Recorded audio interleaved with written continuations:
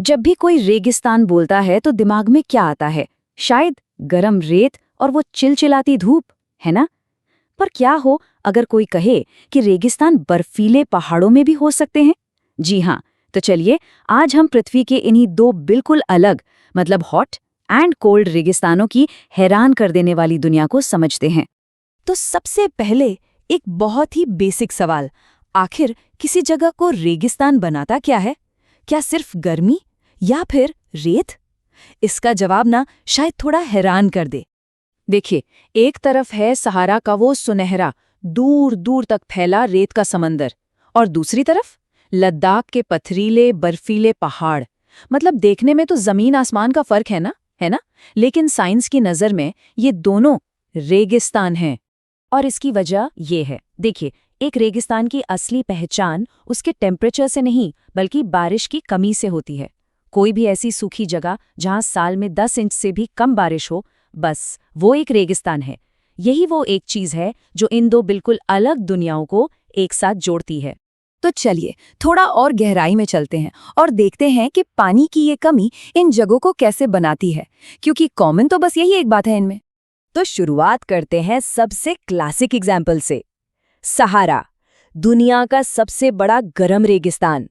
ये जो सहारा है ना, ये उत्तरी अफ्रीका के एक बहुत बहुत बड़े हिस्से में फैला है। इतना बड़ा कि 11 देशों की सीमाओं को छूता है। ये सिर्फ रेत का टीला नहीं है, ये तो अपने आप में एक छोटे मोटे महाद्वीप जैसा है। इसका एरिया है करीब करीब 8,40,40,000 स्क्वायर किलोमीटर। अब ये कितना बड़ा है, इसका अंदाजा ऐसे लगाइए कि भारत का एरिया है लगभग 32,80,000 स्क्वायर किलोमीटर। मतलब सहारा भारत से भी लगभग 2.5 गुना बड़ा है। सोचिए जरा। यहाँ का मौसम भी ना एकदम एक्सट्रीम है। दिन में टेम्परेचर 50 डिग्री सेल्सियस तक पहुंच सकता है। मतलब ऐसा लगता है जैसे रेत और चट्टानें जल रही हों। और फिर जैसे ही रात होती है, वही जगह 0 डिग्री के पास पहुंचकर जमने लगती है। क्या जबरदस्त उतार चढ़ाव है टेम्परेचर में। एक हैरान करने वाली बात पता है, आज का ये जो सहारा है, ये कभी एक हरा भरा मैदान हुआ करता था। यकीन होता है? पुरानी गुफाओं में जो पेंटिंग्स मिली हैं, उनसे पता चलता है कि यहाँ नदियां बहती थीं, मगरमच्छ थे, हाथी, शेर, जिराफ सब रहते थे। फिर क्लाइमेट चेंज ने इसे गर्म सूखे रेगिस्तान में बदल दिया। चलिए अब कहानी को बिल्कुल दूसरे छोर पर ले चलते हैं। लद्दाख यानी ठंडा रेगिस्तान। लद्दाख जो है वो महान हिमालय के बीचों बीच बसा है। इसके उत्तर में काराकोरम रेंज है और दक्षिण में ज़ांस्कर। मतलब पहाड़ों से घिरा हुआ एक बहुत ऊंचा और दुनिया से थोड़ा कटा हुआ इलाका है। और इसकी ऊंचाई ही इसके इतने ठंडे और सूखे होने की सबसे बड़ी वजह है। लद्दाख में जो एल्टीट्यूड है वो कारगिल में करीब 3,000 मीटर से शुरू होकर काराकोरम में 8,000 मीटर से भी ऊपर चला जाता है। अब इतनी ऊंचाई पर हवा क्या होती है? बहुत पतली, और इसी वजह से यहाँ का मौसम इतना ठंडा और ड्राई हो जाता है। यहाँ का टेम्परेचर सुनकर तो शायद होश उड़ जाएंगे। गर्मियों में भी रात का तापमान -30 डिग्री सेल्सियस से नीचे चला जाता है। और सर्दियों में तो ये -40 डिग्री से भी नीचे रह सकता है। मतलब सचमुच जमा देने वाली ठंड। और एक और मज़ेदार चीज़, हवा पतली है, इसलिए सूरज की गर्मी बहुत तेज लगती है। कहते हैं कि लद्दाख में अगर कोई धूप में बैठे और अपने पैर छांव में रख ले तो उसे एक ही टाइम पे सनस्ट्रोक और फ्रॉस्टबाइट दोनों हो सकते हैं। ये दिखाता है कि यहाँ के हालात कितने अजीब और मुश्किल हैं। तो सवाल ये है कि इतने एक्सट्रीम माहौल में जिंदगी पनपती कैसे है?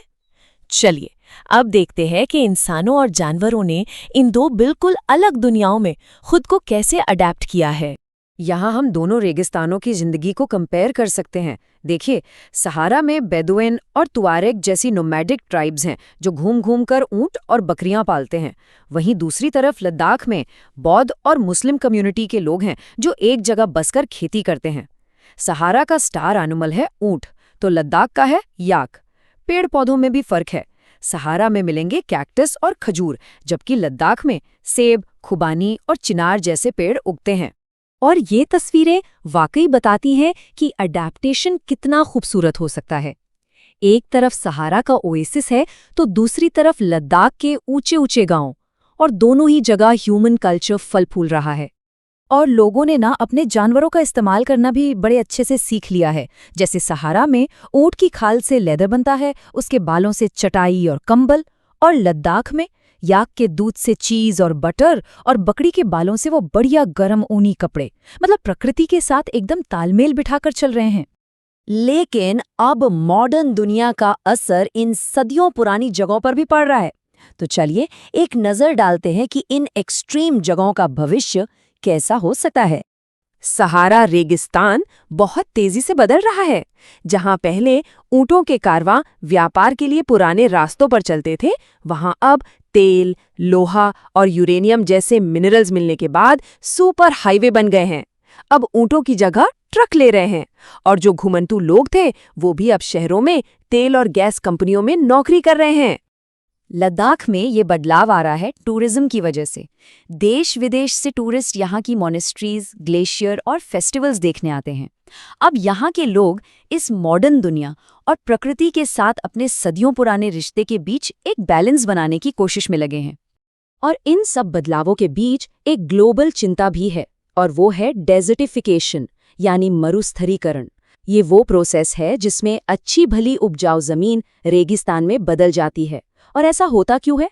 जंगलों की कटाई, क्लाइमेट चेंज या फिर रिसोर्सेज के गलत इस्तेमाल की वजह से।